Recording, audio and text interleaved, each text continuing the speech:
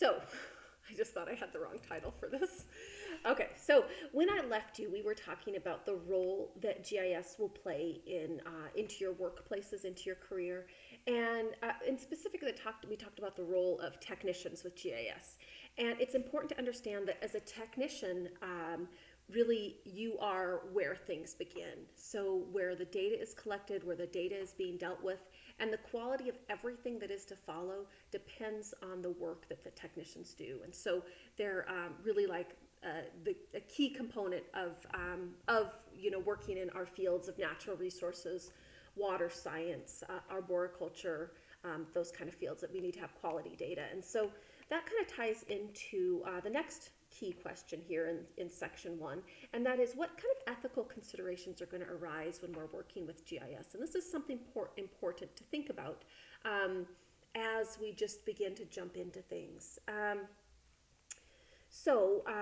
Got a couple quotes here. Some of this work here comes from GIS professional users groups, and they felt like it was important in the training of any GIS folks that are working in it to specifically address ethics and not just kind of leave that to people's individual, but actually like let's talk about this out in the open. And one of the important things to realize is that geospatial technologies are surveillance technologies. And so and so what do we mean by surveillance? Well, collecting data about people. Also collecting data about the places that people live. Surveillance, collecting data about people and the places they live. And so there is absolutely the potential to invade personal privacy, to invade the privacy of organizations and institutions as you're collecting data. And I mean, it's easy to think about things like, well, flying a drone over someone's backyard, but it can be deeper than that, looking at address lists, looking at information that often this stuff is publicly available, but if you were to target somebody and compile it, it could be really creepy. You could be invading their privacy. And so we want to be aware of that as we begin to move into this space where we're going to have access to this data and the ability to look at it in some different ways. Data gathered using geospatial technologies are used to make decisions. Yes, and you guys are going to find this again and again in the agencies you work for. At least, ideally, your decisions are going to be made on based on data. What did you see? What did you not see? I know I think back to my time working as a technician, and I worked for a season as a technician for a timber company. But I was surveying for a rare bird, marbled murrelets, and if we were to find the marbled murrelets, it would change their harvest plans. And of course, the company depended in part on quality, sustainable harvest. They also ran mills, and the mills depended on a steady supply of timber and whatnot. So you're going to find yourself in situations like that, right? So I get to collect the data that says whether the bird is in a certain place or not. And based on that information, we just make decisions on harvest. And you'll find yourself in those situations, and maybe it's rare plants, or maybe it's just looking at disease. Maybe it's looking at things like,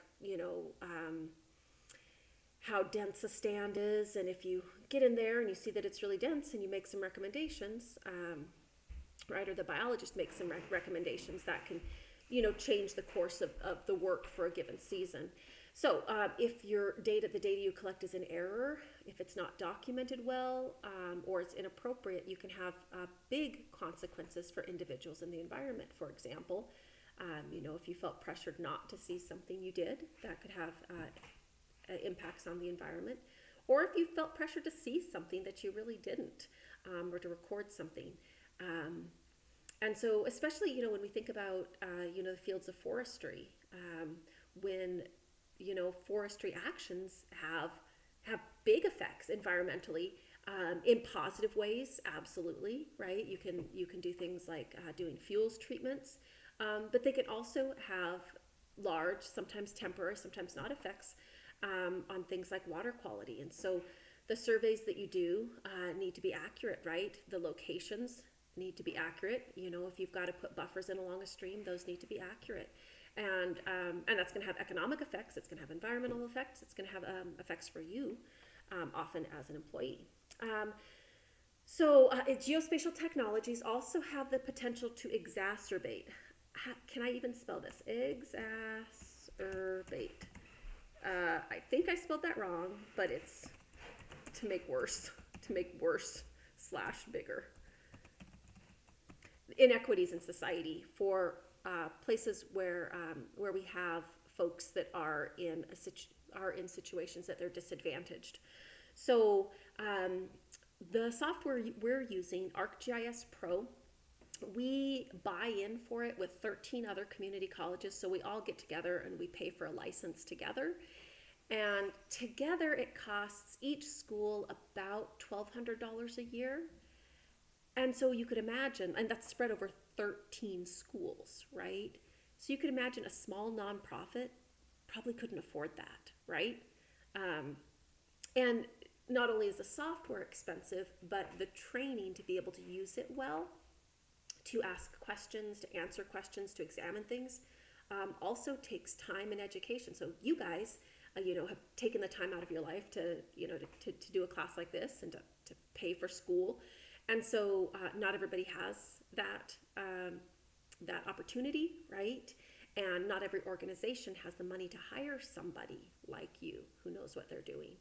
And so this technological expertise can mean that smaller organizations, individuals, nonprofits might not have the ability to harness some of the power that we're able to use here.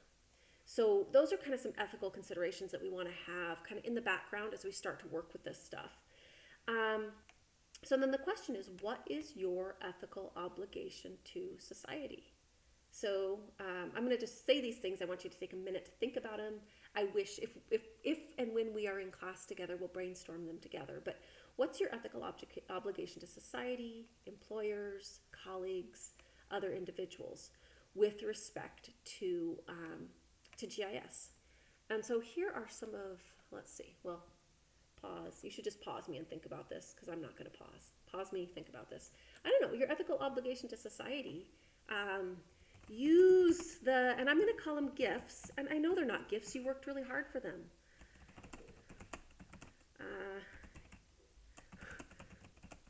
This is a very big statement, okay? But what I mean by gifts is you've got a mind that lets you learn this stuff.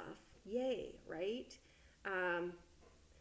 Right? You've got a situation that allowed you to go to school, and not everybody has that, right? You've got a place in the world, and you've got these, and I use gifts loosely because you've worked really hard to be here, and you're going to continue to work hard. But these skills, your skills can help your community. Absolutely, your skills can help in your community. They can help in the organization you work for too. One thing that I'm really looking forward to that we do in the second GIS class is we pair you with a community partner who has a need. And so oftentimes these are community organizations that don't have the money to have a GIS person on hand, and so we pair you up with one of them, and you do a project for them. So it's our way of kind of giving back. So you spend all this time getting these skills, and you get to try them out while you're still in school and do something good for the community around you. But you'll find other opportunities. If you work for the agencies are always getting into the schools, coming into their local communities and doing things to benefit them. And so if you're in an agency, and if you're in a private company, there's so many private companies who also give back, and you can be part of that, and you'll have some unique skills that will allow you to. So there's an ethical obligation, some ideas there. What's your obligation to your employer? Do quality work. Now you guys, let's see, do quality work, and also work while you're on the job.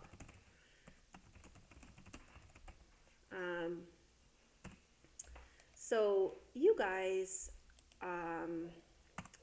many of you have already had the opportunity, right, to be on the job, and you've seen different people's work ethics, right? And so, you've got these skills, you've got this ability, and, when you're on the job, you're getting paid. So when you're on the job, work, and make it quality. I know I've been, I had a few seasons where I worked, in timber. And I did have folks, you know, it would be a rainy, nasty day and working a shoulder season. So I'm like working in November, right? And it's cold and you're in the rig and it's like, you know, you've been driving around since 6 in the morning and folks are like, you could just, you know, I've been in so many stands that look like that. I know what the DVH of the trees are going to be. I know what their heights are going to be. Let's just, you know, just fill out the data sheets without going into the stand. They call it like quote unquote window cruising. No, no. So you've been trained, you can collect the data, and you've got an obligation, an ethical obligation to your employer to do what you say you're going to do. And so you put on your raincoat and you jump out of the rig with your flagging. And nowadays things are so much easier, okay, for you guys, right? Because you can use GPS to get right to your location. You don't have to walk chains through like the thickest of thickest and yeah, get slapped in the face and tie flagging every chain. But do quality work. Get out of the rig. Get out there in the weather. Man up. Get the job done. Okay? There's that. You know, while you're working, work. When you're done with work, take your time off. Have a good time. What's your ethical obligation to your employers and then to your colleagues? I would say do your own work. Give credit where it's due. We're going to talk about this more as we talk about making layouts and how we cite our sources. Apparently I can't type today. Give credit where it's due. Do. Pull your weight. Yeah. All right. So colleagues. And your ethical obligation to individuals. Don't be creepy with the surveillance, right? Okay, don't be creepy with the surveillance. So do good work, give credit, and yeah. So there's some ideas, and if and when we are in class together, let's brainstorm together because you guys probably have more to say on this as well, particularly those of you who've already been out there in the field and already been working. So let's talk next about being, pull your weight, I'm going to say be professional. Yeah, and we're going to talk about what being professional means. So some tips for keeping cool under GIS pressure. When I first started teaching, I didn't do a lecture like this when I first started teaching GIS. I just figured, you know, we're college students. This isn't a big deal. I mean, we're all at school.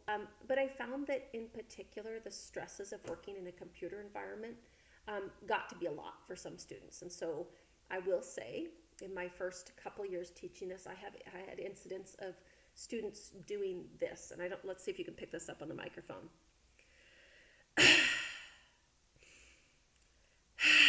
Like this heavy breathing kind of thing, where you make like heavy breathing. I've also had students do things like this, like where they slam the desktop really loudly. I have had students during a test stand up, take their test, crumple it up, and throw it in the garbage. I've had students snap at one another. This is not okay, right? That's not professional. If you're on the job and you've got a coworker acting like that, it increases your stress on the job. It's not okay. I think I scared my dog. So how do you handle computer stress? So that's a question to you, like specifically, like you probably know yourself. I will say this, 15 years ago, I did not handle computer stress well. Now I have like just, I guess a lot more confidence and just everything's going to be okay. Like, and I would like to share some of that with you. So I'm going to tell you this. Everything is going to be okay. Okay. And if you're working and you're not in the lab with me, I always, my GIS students are when they're taking GIS online or when they're just outside the lab working are one of my first priorities. I don't like you guys to have to get to a point where you're really frustrated or overwhelmed, and everything's going to be okay, and we're going to be okay. We'll work through it together. So how do you handle computer stress? I want you to think about that. and think about ways that you can minimize it. We're going to talk in some specifics about ways you can be.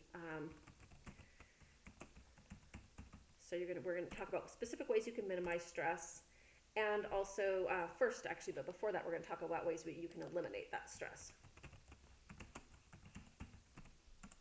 Minimize stress, and then we're going to manage ourselves. So the idea is let's make the stress as small as we can and as minimal as we can, and then let's step inside ourselves and practice some things that'll help us do well. So we're going to talk about these in just a moment. Professionalism first, though. Professionalism is going to include things like competence, like do you have GIS skills that you need for the job? Okay, so that's competence, technical competence. And that is primarily where we focus on in our coursework, right? We're gaining new skills, new hands-on skills. The other piece, and if you've had a job, as most of you have, you will recognize this, reliability. Do you show up? Do the work? And some of you will know, especially maybe you've been a manager at some point, showing up is like 90% of the job. Just show up, right? And then there's the ethical behavior. Are you honest? Do a full day's work? Not be creepy? All those things will help you be professional and rise in your career. And then your demeanor, and we'll be talking a little bit more about our demeanor. What does it mean to have a professional demeanor? That, for the most part, it means that you're managing your emotions. Emotions in a way that allows you and others to focus on the task at hand. Okay, so professional demeanor, managing your emotions in a way that allows you and others to focus on the task at hand. So, excuse me, not slamming the desk. Yes, right. So usually our strong emotions that are going to be tough at work would be things like anger, right? Or extreme sadness, things that kind of paralyze us.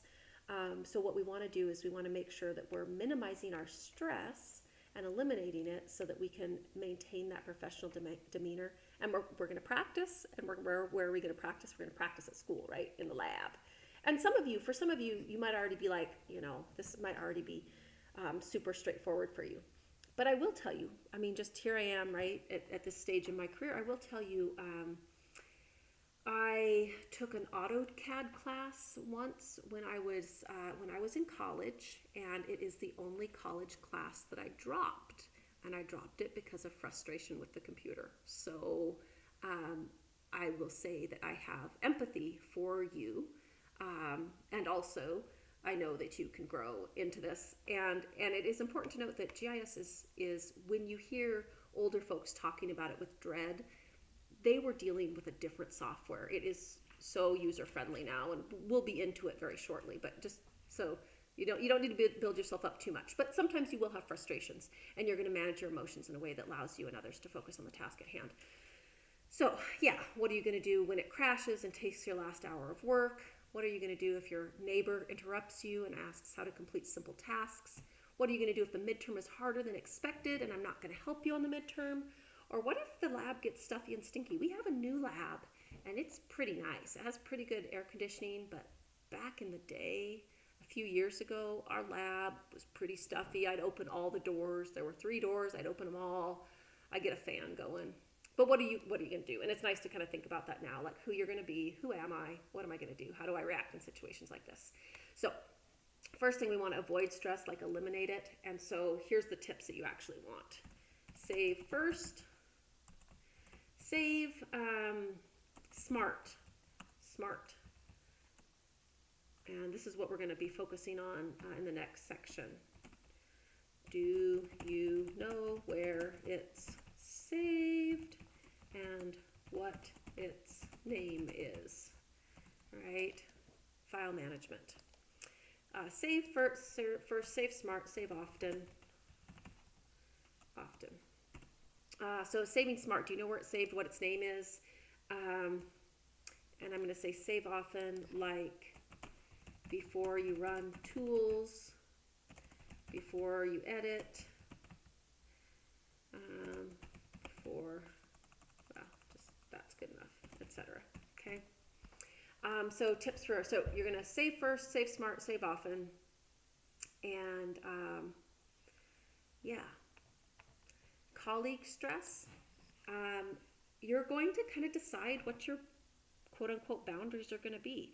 And so on the job, you know what your job is, right? And if you're getting interference from colleagues and they're asking you to do things that aren't part of your job, you can either say no directly if you can.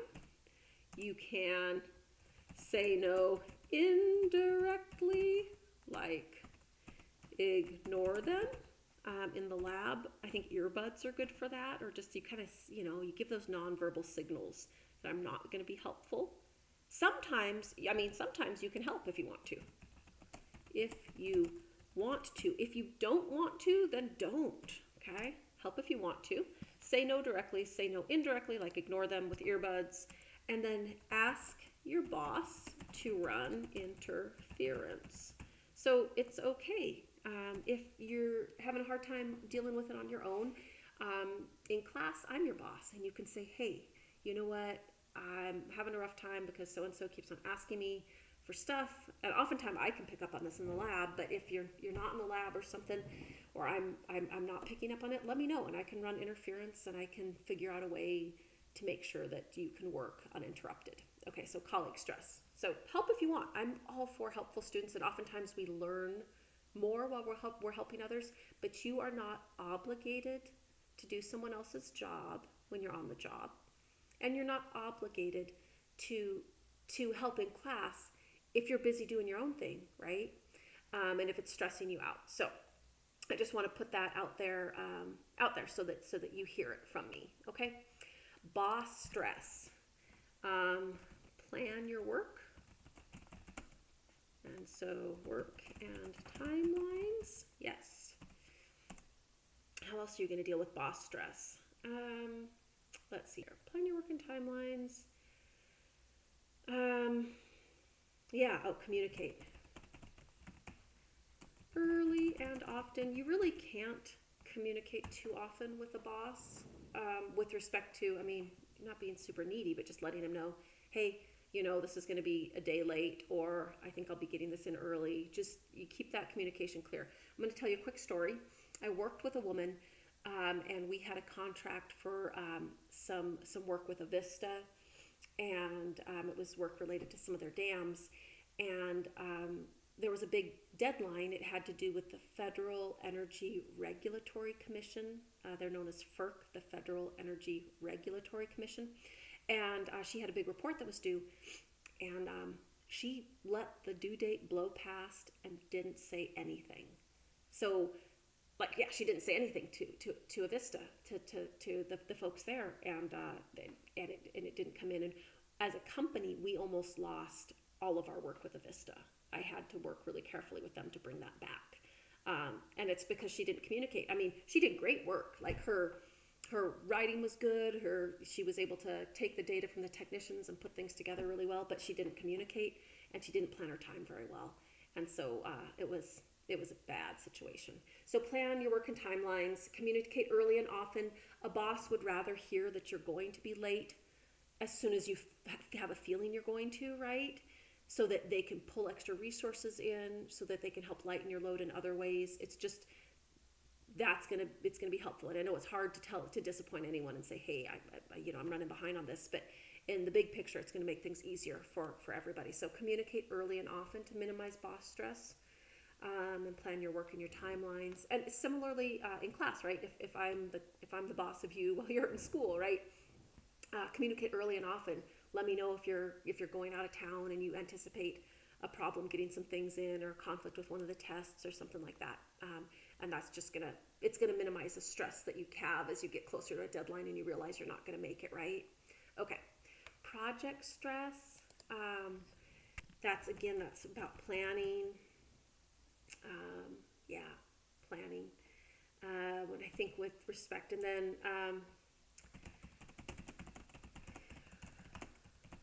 checking to make sure the scope of the project is realistic. I'm just going to say this because that would be my downfall. Everybody has their weaknesses, right? One of my human weaknesses is I think really big and I get these big ideas and I like, oh, and I could do this and this and this and this, and I think I can do it all in like 2 days, right? And then I frustrate myself. I cause a lot of stress because I think I should be, one place, and actually I'm like, treading water, starting to drown. So for you in this class, we will have one, maybe two bigger projects, and oftentimes I ask you to check with me first, and we can make sure that your ideas fit with the needs of the assignment, and we can also make sure that it's not so huge that you're going to just be drowning in it. And we try to kind of keep the scope with something. I mean, I've taught this long enough that I have a pretty good feeling for what you can get done in a certain amount of time. So I want you to have a good time and make some neat projects, right? And then last piece here, tips for managing your demeanor so you can stay professional. Big one here, this clock stands for sleep. We are better people when we sleep. And I, bless my students' hearts, those students I have that work graveyard shifts. Maybe I don't have them every quarter, but many quarters I do. And I just think they just worked all night and now they're here in class holding it together, and then they're going to go home and take care of their family. And you guys are rock stars. You night shift workers. As much as you can, get your sleep. It's going to make school so much easier. I sound like your mom. I am a mom. Get your sleep. Rest where you can. If you don't have your full sleep, use your caffeine wisely, all right? It's just going to help you in class. We all know this. So I just want you taking care of yourself. It's going to make you a better student. And that means the work that I do as a teacher is going to sink in. And gosh, that feels good when it sinks in, when I see you guys learning and growing, and right? And then eat, right? Silly things, taking care of our bodies. But I say this because I had a student once, and he still remains one of my favorite students of all time. I think about him and I smile. One day in the GIS lab, he asked me a question, and I kind of explained something to him, and then I was helping other students. They called me back over. He asked the same question again, so I was like, okay, maybe I'll describe it a little different way. And then I went and helped other students, and he called me over again, and he asked me the same question. And I was like, well, let's see. The fifth time he called me over, I asked him this: have you eaten today? And he answered me directly, no, I've got this new diet plan, or this new plan, and I don't eat on Thursdays. And I was like, okay, all right.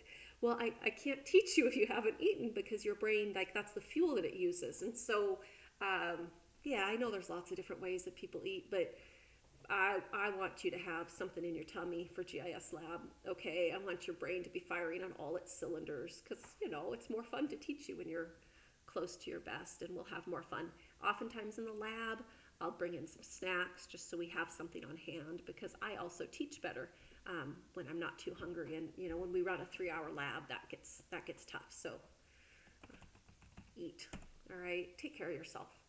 And what's really cool is I feel like, just in the 13 or 14 years I've been teaching, I've noticed I feel like students are getting better and better. Like, you guys are, I see you bringing all these really healthy snacks, and I'm like, go students, way to take care of your bodies. So there, that's what I have to say. All right, so that's it for now. And we'll come back with one more video clip for this section.